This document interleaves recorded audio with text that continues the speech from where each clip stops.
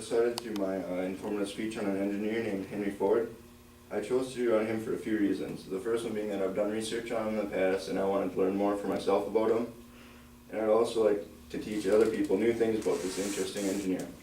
The main things that I'm going to talk about are his early life, his careers, and the invention that made him famous, his Model T. Ford was born on a successful farm in Greenfield Township near Detroit, Michigan. He was the oldest of 6 children in the family.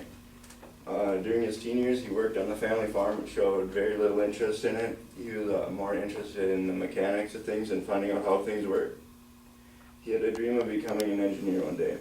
At the age of 16, he left the family farm and worked odd jobs in Detroit, Michigan, until he found one that he really liked at a machine shop, repairing steam engines and overhauling farm equipment. And after he'd worked there for long enough, he decided to do something else with his life. So he bought a sawmill, got married, and started his own family.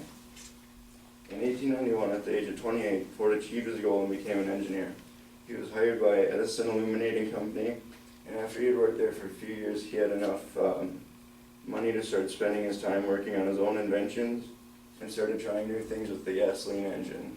He was very interested in the engine, trying to find new ways to make it work and run cleaner, and that was something he's always wanted to do. And in 1899, Ford opened the Detroit Automobile Company.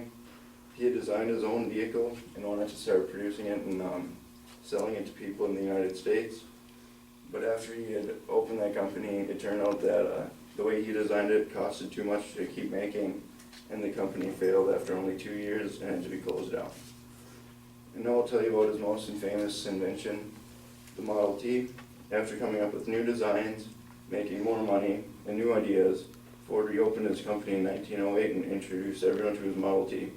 This vehicle was fast, easy, and cheap to be assembled, and it was also cheap and easy to make repairs on.